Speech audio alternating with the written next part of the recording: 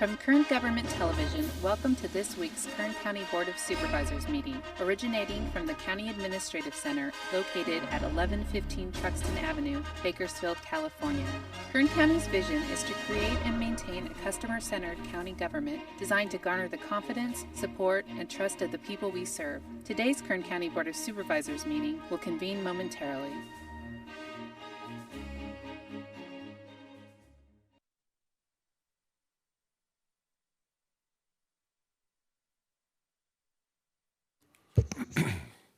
Good afternoon and welcome to the afternoon session, the 2 p.m. session of the Board of Supervisors. Today is July 16th. Board to reconvene. The first item is roll call. Supervisor Gleason. Here. Supervisor Scribner. Here. Supervisor Maggard. Here. Supervisor Couch. Here. Supervisor Perez. Here. First item, or the next item, is a report on actions taken in closed session. County Council, Ms. Reyes-On. Good afternoon, Chairman, members of the board. In closed session this morning, your board met on items number 43 and 44. However, there is no reportable action. Thank you. The next item is the consent agenda. All items listed as C or C above the item number considered to be routine and non-controversial by county staff. We can act on those all in one motion. Good, Mr. Fox, come on down. Now is the time for you to make a comment about any of those items or ask that any of those items be pulled for separate consideration. The consent agenda starts on page 2, consists of item 4 on that page. On to page 3, items 5 through 7. Onto page 4, items 8 through 14. Page 5, items 16 through 21. Page 6, items 22, 23, and then 25 through 28. Onto page 7, all the items 29 through 34. Page 8, items 35, and then 37 through 41. And on page 9, items 42 through 47. Is there anyone here that would like to make a comment on any of the consent calendar items? You want to make that comment now, or you want to ask for it to be pulled for separate consideration, which takes a motion of the board? Please do.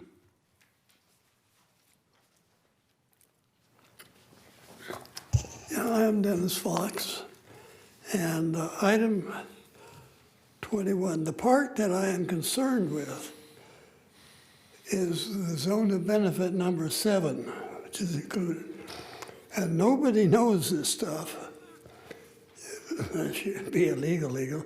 This pays into improvement district number 4, and it has no contract with the water agency, but it buys water and subsidizes other person's water purchases that they get from the state. 2 years ago, 3 water districts that were local did not get their water as it flowed past them to an out-of-county company. This makes it extra hard to peddle this tax as a local benefit to the city residents. Well, further, this zone pays for water taken from the Delta and Sacramento River.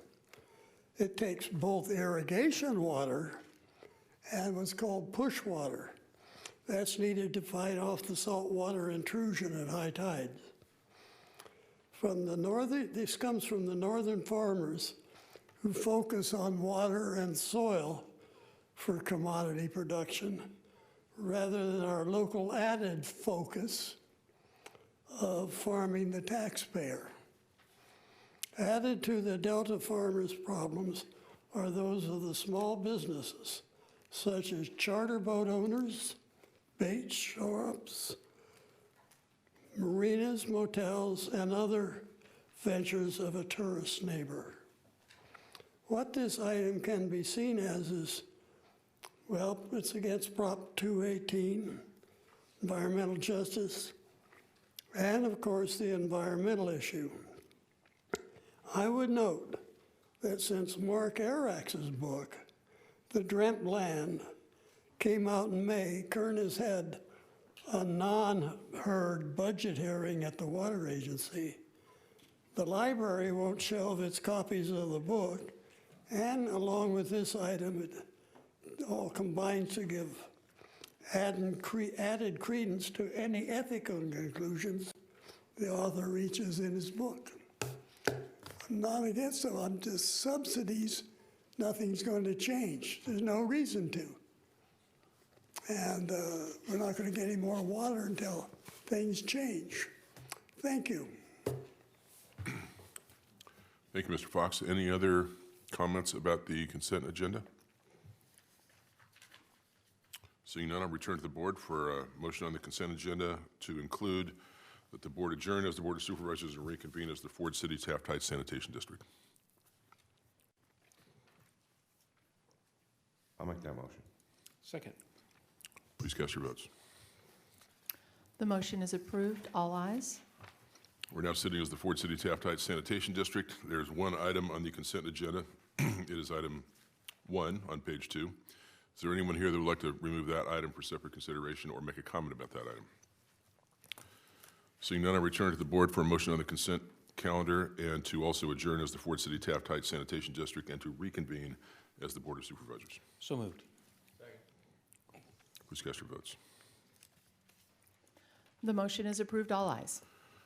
Thank you. Takes us to item 2, which is public presentations. This portion of the meeting is reserved for persons to address the board on items not on the agenda but under the jurisdiction of the board. Is there anyone here that would like to make a public presentation? Yes, ma'am. We have a very strict 2-limit time period. I know. I'm going to try. Good afternoon, Mr. Chair, honorable members of the board, Ms. Kraus, Mr. Alsop, Ms. Raison. You and I worked together many, many years ago. I am Liz Keogh, K-E-O-G-H. I am a very proud resident of the 5th District. According to the June 30th Bakersfield Californian's final editorial under the Harold Fritz family ownership, it is critical for the city and county to work cooperatively in metropolitan Bakersfield. I couldn't agree more. And the perfect place to start is with animal control services.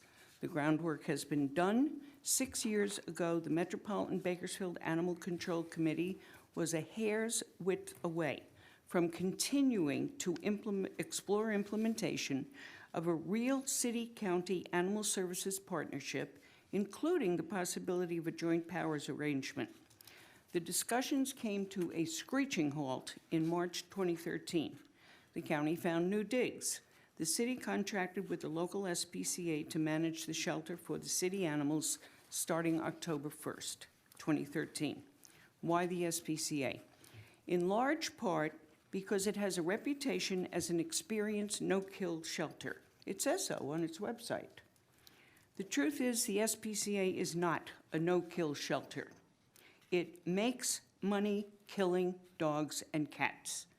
In the tax years from 2012 to 2016, it told the IRS that it received just a shade under $300,000 to kill animals for a fee at the owner's request, hence the reported revenue stream. The SPCA also claims to receive no government funding whatsoever, but the aforementioned contract with the city provides the SPCA with an annual management fee of $97,000 from city taxpayers' pockets. Is this not government funding? In the year prior to obtaining the contract, the SPCA's annual intake was 1,500 dogs and cats. The Mount Vernon shelter in that same time period was handling 30,000 animals, with about half of them coming from the city of Bakersfield. The city's contract with the SPCA is like asking the owner of a local mini-mart to take over operations of Walmart. This past April saw the termination of a 3-year agreement, early termination, valued at $580,000 that began in April 2018. The SPCA agreed to have the nationally respected Best Friends Animal Society run a TNR program aimed at reducing the city's feral cat population. But Best Friends determined last fall, about 6 months into the contract, that the SPCA was not keeping their end of the bargain. The SPCA needed to do so, or Best Friends was going to leave. The SPCA didn't, Best Friends did. $580,000 down the drain. Why should you care? Because like me, You and your constituents are city taxpayers whenever you buy goods or services from a business within city limits. It's our money that the SPCA is misusing. It's long past time for the city and county to pick up from where they left off 6 years ago. I urge your honorable body to instruct your CAO to contact the city manager's office to revive discussion of a joint city-county animal control program for the metro area. I will be making the same presentation to the city council tomorrow evening. Our animals and the people who care about them deserve no less. Thank you for your time and for letting me go a little over 2 minutes. Thank you. Any other public speakers? Next item is item 3, board member announcements and reports. I have one brief one. I think I neglected, I think one at least might have been here this morning. I want to say just thank you to Olivia Trujillo, who agreed to serve on the Human Relations Commission, and also to Clarence Cryer, who agreed to serve on the Behavioral Health Board. And I think they were appointed on our consent calendar this morning. Thank you. That takes us to, that was taken care of.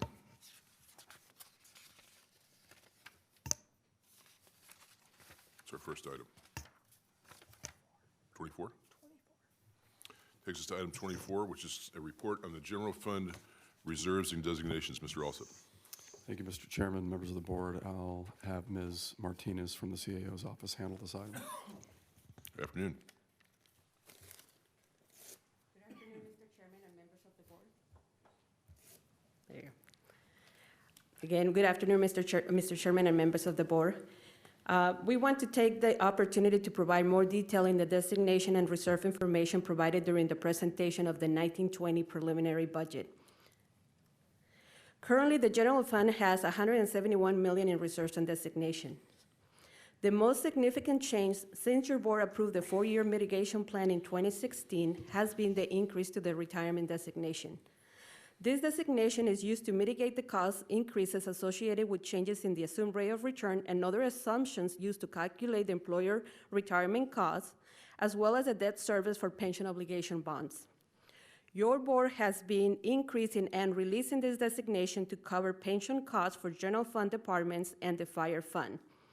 The designation of $33 million will be released to offset the departmental cost increases so departments do not have to absorb the costs through reductions or potential layoffs.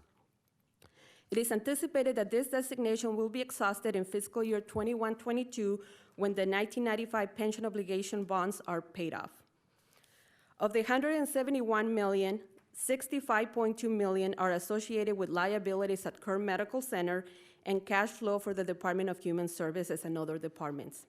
If you recall, Kern Medical posed significant challenges to the general fund for multiple years. Mid-year reductions to departments were implemented in order to cover $51.6 million deficit and general loan forgiveness for the Kern Medical Center in fiscal year 13-14. Your board established this designation with one-time resources in fiscal year 14-15 to pay for the disproportionate share hospital overpayments made to the medical center. Even though the hospital was transferred to the hospital authority, the county is contractually and legally obligated to pay the dish liabilities incurred prior to the transfer, currently estimated at $33.8 million. The set-aside of these funds is intended to minimize potential future budgetary impacts to county departments due to this liability. The remaining designation in this category is not available for spending since the cash associated with it is used to cover cash advances, mainly to the Department of Human Services and also other departments. These advances fluctuate daily and can go as high as $32 million. The general purpose reserve of $40 million was established as the minimum amount needed for a governmental entity of our size to respond to unexpected budgetary issues and afford for a buffer against other risks such as extreme events like the recent earthquakes. The designation for infrastructure and capital improvements includes $5 million for the replacement of the 40-year-old financial system. Your board approved the replacement of the system last fiscal year. The designation also includes $3 million set aside for parks improvements. The remaining funds will be used for future projects, including the potential replacement of the public safety countywide communication 911 system. Your board has also established several economic opportunity areas throughout the county. The $3.9 million under the economic development and quality of life designations include the property tax revenue that has been diverted for those potential improvement in those areas. Other designations include the required tax litigation reserve associated with the $32.8 million contingency tax liability and the designation required under a mitigation agreement for road improvements. In addition, $4.6 million in jail operations remains in this category. As we noted in the report, your board has been prudently prepared the county for future financial challenges while following the 4-year mitigation plan. It is important to maintain this course of action until the end of the plan to ensure that the county can weather future challenges. This concludes my prepared remarks. The recommended action for your board is to receive and file, and I'll be happy to answer any questions. Thank you. Is there any public comment on this item? Seeing none, I'll return to the board for questions, comments, and action.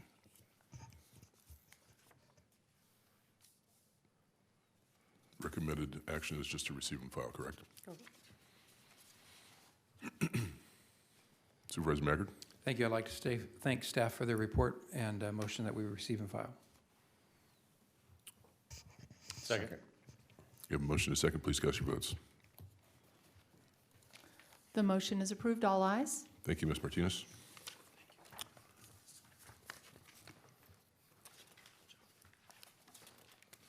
By the way, how will that information be, can you post that on our website?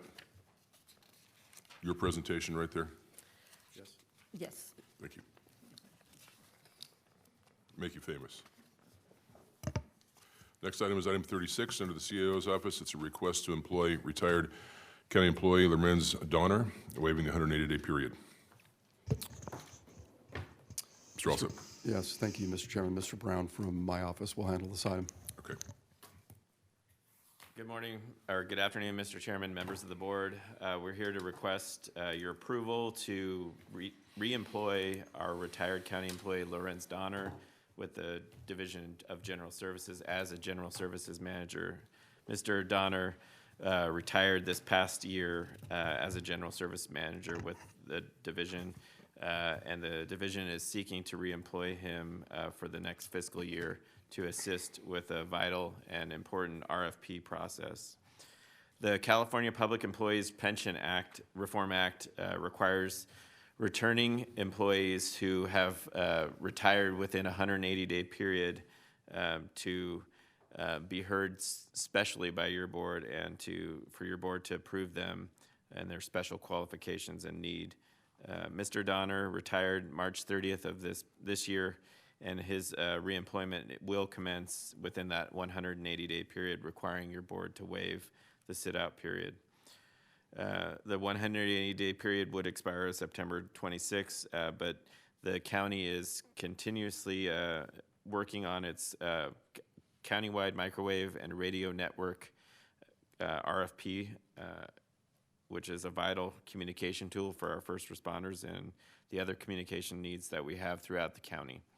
Mr. Donner has been integral to this project during his employment and has volunteered to assist the General Services Division and the county in his retirement in continuing to fulfill this process. His 30 years of experience in this field demonstrates his unique qualifications to act as the project manager through the RFP process.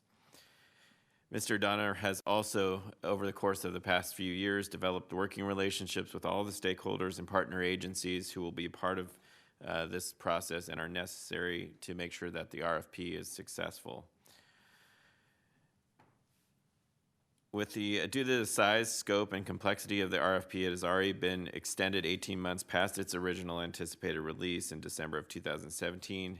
And with the unknown time frame of the release, receipt, and selection and negotiation with the vendor, the department wishes to hire Mr. Donner prior to the 180-day waiting period. The Kern County Employees Retirement Association has approved the request to rehire Mr. Donner, and therefore it's recommended that your board also approve the request to reemploy Mr. Donner as a General Services Manager, salary range 66.5 at Step E with the General Services Division effective today at a total of cost of $81,947 for the period starting today and expiring June 30th, 2021. Thank you. Is there anyone here that would like to make a comment on this item? Seeing none, I return to the board for questions, comments, or action. Motion on staff's recommendation. Second. You have a motion and a second. Please cast your votes. The motion is approved. All ayes. That concludes the afternoon session. I just need a motion to adjourn to Tuesday, July 23rd at 9 a.m. Without objection, we're adjourned. Thank you.